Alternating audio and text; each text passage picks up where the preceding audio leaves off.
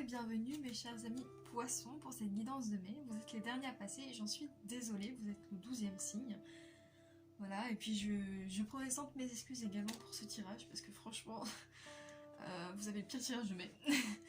Mais bon, après ça dépend, votre ascendant, votre signe lunaire, etc. Ça peut atténuer vachement la chose.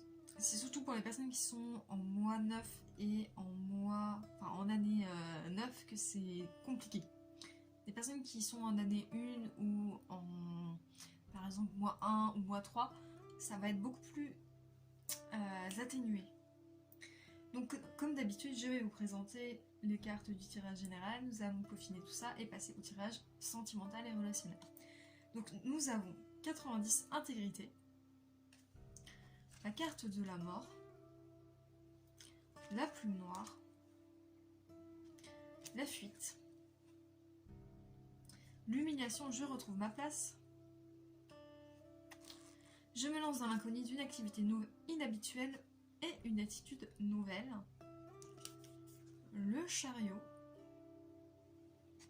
vous avez la force d'aimer. Alors,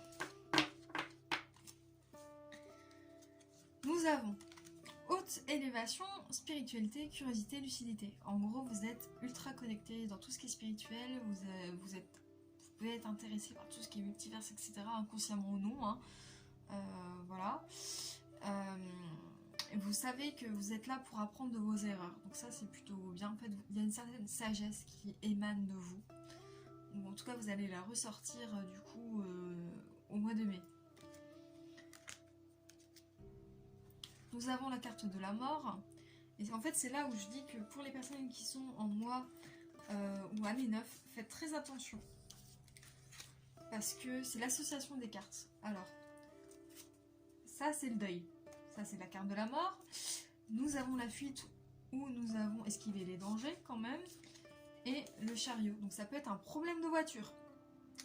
Faites attention à votre voiture ou au transport. Et je pense plus voiture en fait, de manière générale. Du coup, je suis perdue. J'ai tout déplacé. Ah, c'est bon. Alors, nous avons deuil, renaissance, nuit noire de l'âme. Alors, vous pouvez encore passer une nuit noire de l'âme, vous êtes à la fin d'une nuit noire de l'âme. Voilà, donc ça rejoint le côté spirituel. Donc là, ça peut être tout simplement la fin d'un cycle. Hein, voilà, avec celle-là aussi, hein, on a deuil et fin de cycle. Mais en tout cas, c'est très fort. C'est très fort, ou c'est vraiment une énorme page qui se tourne pour vous. Quelque chose qui va énormément vous déstabiliser. Dans tous les cas, je pense. Parce qu'il y a un travail à faire sur vous, en fait. Mais pas forcément agréable, mais nécessaire, et vous le savez. Je pense que c'est pour ça que vous avez la carte intégrité. Vous le savez. Vous le ressentez. Donc voilà. Mais c'est pour mieux renaître. Donc c'est pour avoir de meilleures bases. Pour la suite. Du coup, ce sera peut-être plus en juin. Alors, bah celle-là, il n'y a pas besoin, je vous l'ai dit, tout simplement. J'ai fait les deux en même temps. Alors là, nous avons la fuite, menace, esquiver les dangers, irresponsabilité, blocage.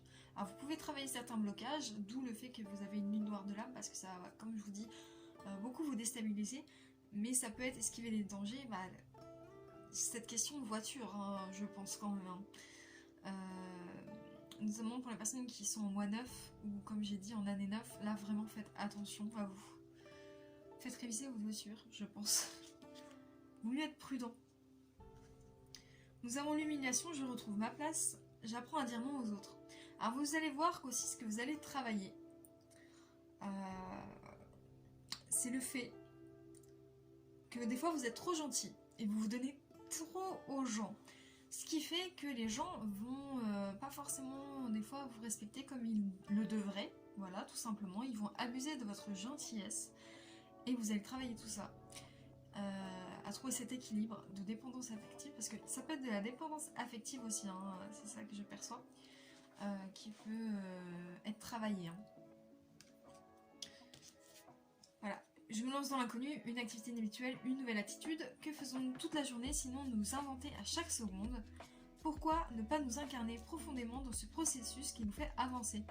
Alors une attitude nouvelle, justement ça peut être par rapport à ce que je dis, par rapport à une sorte de dépendance affective que vous pouvez avoir. Vous pouvez en fait, vous avez l'occasion en mai de sortir de ça, pour les personnes qui en ont. Et sinon vraiment de changer certaines habitudes en fait, de sortir un peu de votre zone de confort pour moi. Pour ça je dis ça va pas forcément être très agréable, mais c'est nécessaire et vous, comme j'ai dit vous le savez. D'ailleurs nous avons la carte du chariot et elle est plutôt positive. Conquête, contrôle, victoire et motivation. Vous êtes motivé à changer, vous êtes motivé en fait au fait de passer peut-être un mois un peu, pas forcément ultra bon, mais en fait vous savez ce qui vous attend derrière ça. Et vous êtes prêt à presque ce sacrifice en fait, de renaître en fait. Voilà. Vous êtes dans ce côté, je vais à la quête de moi-même, la conquête de moi-même pour moi.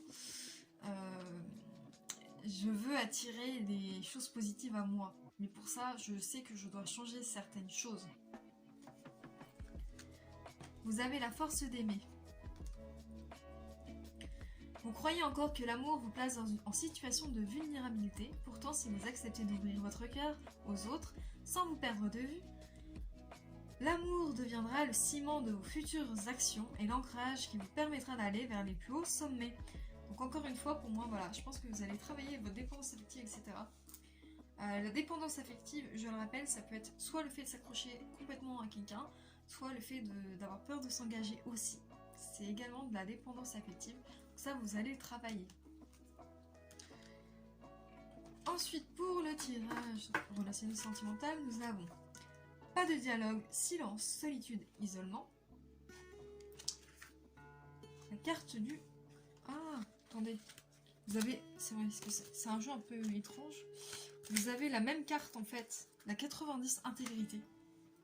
Donc ça c'est vraiment très très présent le côté spirituel. J'avance, je sais inconsciemment que les choses que je traverse c'est pour moi. Nous avons la carte du chaos. Le temple, je m'unis au monde céleste. Et la justice. Alors, pour moi ça c'est le fait, il n'y a pas grand chose à dire de plus, que voilà, vous avez besoin peut-être de vous isoler, de temps pour vous retrouver seul, un temps d'introspection en fait, pour mai, je pense, pour vous les poissons. Au niveau de 90, nous avons idéaux amoureux, ouverture. Allez, page 98.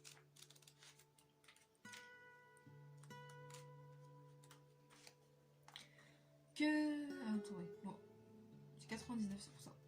Votre parcours amoureux est la quintessence de votre spiritualité depuis de nombreuses vies. Cette force ne vous a jamais quitté et ce qui vous permet aujourd'hui d'avancer en vous concentrant sur vos idéaux amoureux. Le 90 est présent pour venir appuyer les vertus de tolérance et d'ouverture inconditionnelle à l'autre. La différence et la richesse est la clé de la communion de votre vie amoureuse. Si vous êtes célibataire, le 90 vous dit bien que vous pourriez rencontrer une personne qui n'a rien à voir avec les rencontres que vous avez faites jusqu'à présent. Elle va vous accompagner et vous révéler de nouvelles vérités sur votre façon d'aimer et d'être aimé. Vos idéaux amoureux peuvent être atteints, à vous d'être dans un accueil absolu. Donc voilà, vraiment il y a une reconception de la relation amoureuse en fait. Il y a un énorme travail là-dessus. Ça va beaucoup bouger pour vous. Pour moi, voilà, comme je disais, je pense que ça peut être aussi le fait de sortir de la dépendance affective en fait. Il y a quelqu'un peut-être qui va faire en sorte que vous allez guérir de ça aussi. Par vous-même, mais aussi en fait avec une aide extérieure.